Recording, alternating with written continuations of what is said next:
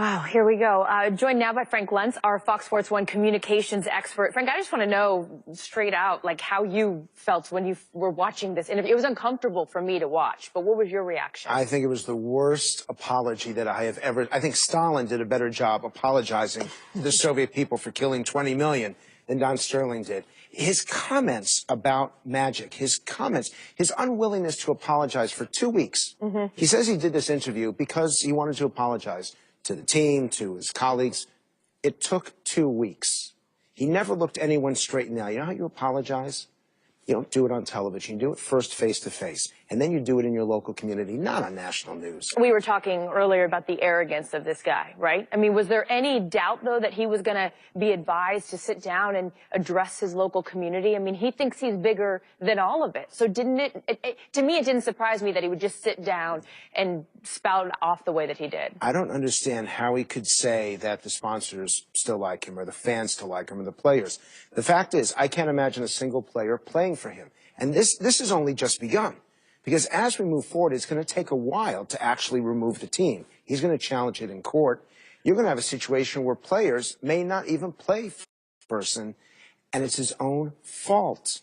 You say you're sorry. You don't go attacking one of the great sports icon of the 20th and 21st centuries. You don't go to attacking him in that apology. Well, we know how litigious he is. I mean, he's a lawyer, and he was known as being an ambulance chaser, and he's definitely, going to have a stronghold. He's not willing to just roll over and turn over the team to somebody else. But what doesn't make any sense to me, and I'd love to hear your opinion on it, where he says, I made a terrible, terrible mistake. I'm here today to apologize.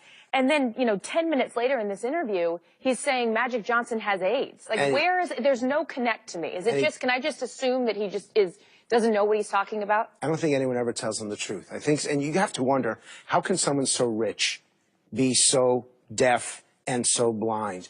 He made a religious attack. He talked about the Jews focusing on their community and said that the African Americans did. That in itself is racist. Right. So he doesn't even understand the definition of the word.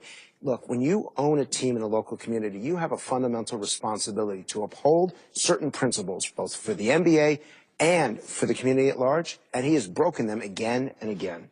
Can we just assume that he doesn't even follow what he's saying? Because he would start to answer something, and then he'd go, oh, just forget it, never mind. Like, does he even follow his train of thought? I mean, I guess I'm just trying to have him be a rational individual when he's not. And even in that apology, when they asked him, he hemmed, he hawed, not that he stuttered, but he stammered. And that, to me, says that he's trying to parse his words. And that never works to the public. As a communication expert, what are you looking for in an interview like this? What do you see? I want to see someone, I want to see him lean forward. Because when he leans forward, he's trying to make the point that it really, truly matters to him deeply. Secondly, as you even look at his hand gestures, if he reached to touch his heart, that is a symbol of meaning. It's a symbol of purpose. And third, I want him to be able to articulate exactly what he did wrong. And he never did that. So he failed in all 3 cases. Do you think he thinks he did anything wrong? I don't think he does, and I think he is delusional. And I think the one good thing about it is we're going to have a good conversation about race relations. We're going to have a debate about what is acceptable in society, so just maybe something good will come of this. Was there any good that came out of this interview for Donald Sterling? Not for him. I mean, I want to expand for 20 seconds. I can't. Nothing good came of it. Thank you, Frank. Appreciate it. You got it. Let's go back over to the desk.